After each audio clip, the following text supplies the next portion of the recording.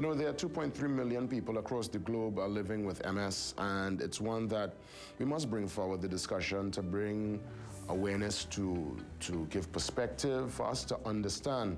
And we want to welcome Director of the MS Support Foundation, TT, Atiba Phillips, here with us this morning. Of course, Atiba is on the Zoom line. Good morning, Atiba. How you doing, sir? Good morning, and of course, no stranger to the Morning Brew, TNT's favorite doc, of course, our Health Plus medical consultant. And today in scrubs, because she's heading into a procedure very soon, Dr. Safeeya Mohammed. Good morning. Thanks for the time, Doc. Good morning, Jason. Good morning, Atiba, and to the rest of Trinidad and Tobago. Good morning. Excellent. Good morning. Let me start with the director, Atiba here, because for those always hearing about MS, you hear about it all the time, but you're not too certain as to what it is. Can you break it down for us in layman's terms?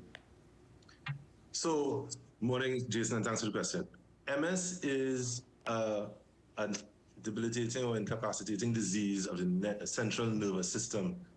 MS is frequently diagnosed in young adults and is often misdiagnosed for several years before detection, which is a thing that we could talk about further in the interview. The immune system, what happens is that the immune system of a person, if you think of a wire that has a copper inside of it and electricity flows on that, that's a nerve, and there's a wrapping of the wire, the rubber. That wrapping gets eroded, and then you start to have, in layman's terms, shorting and, other kinds of issues. And then there's scarring that comes around that area where the wrapping is compromised. And it eventually ends up in lesions in the brain and so on. So what happens there is that you have miscommunication, if you will. So you have, again, the inflammation and scarring causes there to be wrong information being sent between the central nervous system and the brain, essentially.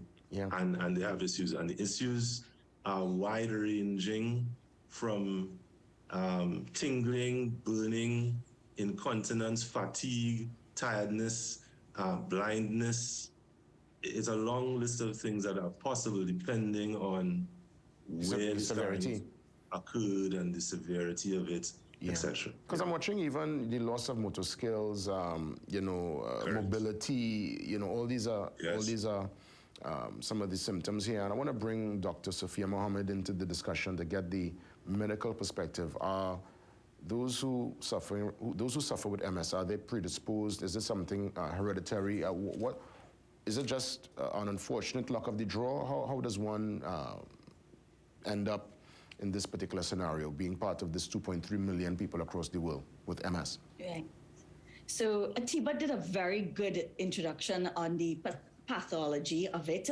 When it comes to the genetics of it, unfortunately, yes, it is that luck of the draw. With MS, with our patients with MS, it is also something like an autoimmune disease, because it's the body's immune system that actually attacks those myelin sheets, that rubber around the nerves that Atiba would have described. And as you shared there, that 2.3 million patients across the globe. However, sometimes the symptoms are not as specific. So it makes the diagnosis very difficult, because symptoms of tiredness, numbness is very generalized. However, there is very specific symptoms. And there are also several types of MS. Patients can have several subtypes. And that progression of the disease is so important, because it can go as far-reaching as complete disability and loss of motor function.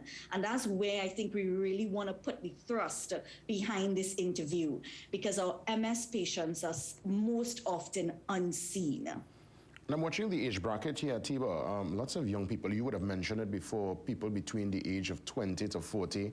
I'm even looking at certain parts of the world where women are impacted more than even men with MS. That's right.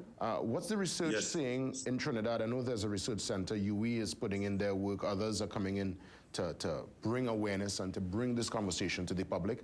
What's the research and what's the science telling us in Trinidad thus far? We're very fortunate in the foundation, the MS Foundation, to have our president, Dr. Daphne Phillips, who is a seasoned academic and a sociologist, and we have been able to do surveys within the membership, and we find that in Trinidad and Tobago, like in the broader international population, it is biased towards women, at least in the context of our membership.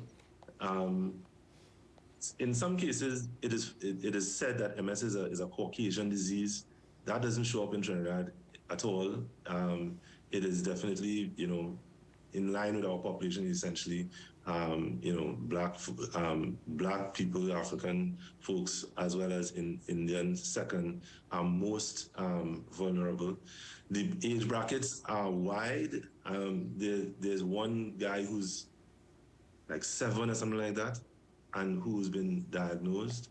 And there are persons in the foundation who are, in their 70s and 80s as well.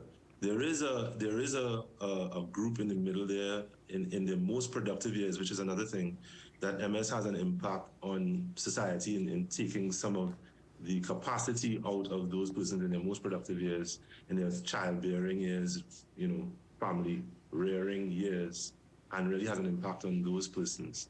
So it really is something that impacts the entire, when somebody in a family has MS, the entire family is impacted. And there needs to be changes depending on the stage that you're at in the household in terms of mobility and grab handles and, different kinds of fittings and so on. And the stories that we hear are really,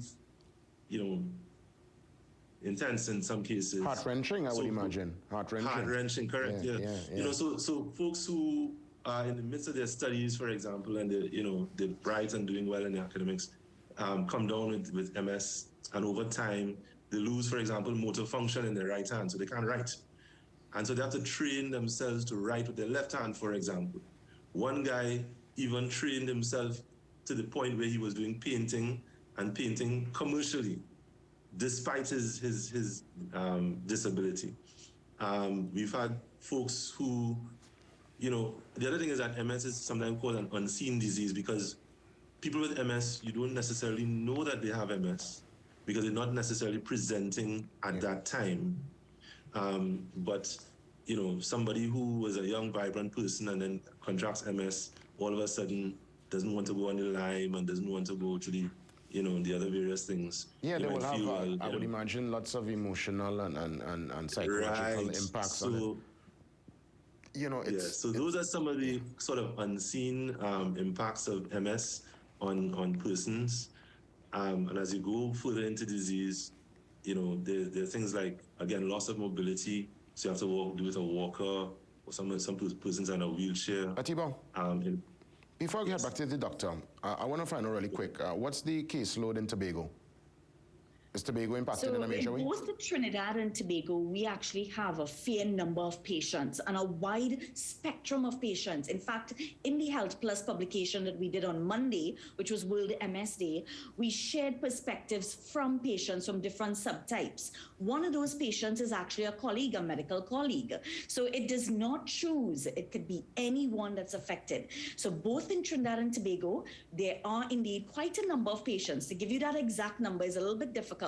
However, at present, and as we highlighted again in the Health Plus publication, there is a phenomenal MS study happening right here locally, led by Dr. Henry Bailey and one of our other neurologists, Dr. Avidesh Pandey.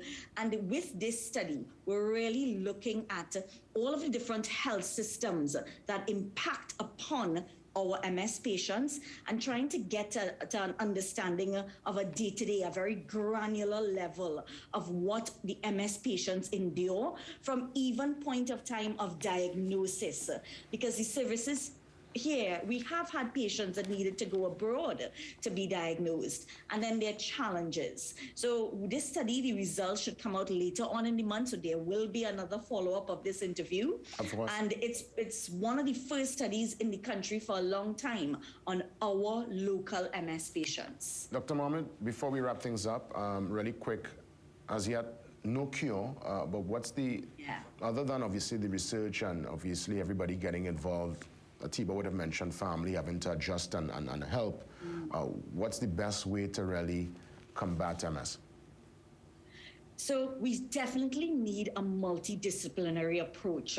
That already exists, but it needs to be strengthened, especially when it comes to the access and the services available for the MS patients, starting from all of the pain points being the barriers in diagnosis, the support to the patient if they've reached the point of disability, understanding that these symptoms can be very much unseen, so that follow-up, that care, that support not just the patient, but the entire family, the caregivers, knowing that there's that need for psychosocial support. In fact, again, I just want to bring it back to that study. Some of the preliminary reports from the study, Dr. Bailey shared that stress is one of the big aggressors and triggers with this disease. Now it comes in remissions. So we need more research, more support, more of that, again, empathy and compassion to our MS patients, and just to do better on all aspects. Really and truly, our MS patients are suffering, as Atiba said, suffering silently. And the support that we can give them in any aspect is so critical. Thank you so much, Dr. Mohammed. Atiba, I'll let you have the final word. How can folks contact the MS Support Foundation, TT, for those looking on and they want to get more information, or they need to just have a deeper discussion with you and your team? Right, so the main area that we communicate through and with is our website, the MSSFTT, M2S's, FTT.org. That's the main area for information. You can call 741-9585, and the email address is ttmssf@gmail.com. I just wanted to say a word on World MS Day was this weekend here. We're going to celebrate it on the 4th of June. So this Saturday coming, we have a session where the minister will be sending an address. We have neurologists coming out, and of course the MS Foundation itself will be saying some things. So we invite persons. We'll put the links up on the site today so you can join us there and get more information. Atiba, I want to thank you. Dr. Mohammed, thank you so much. Keep up the great work and keep us informed. Thank you, Jason. Thank you. Be blessed, everyone. Most welcome. We come back with your social media details and with the brew. That's up next.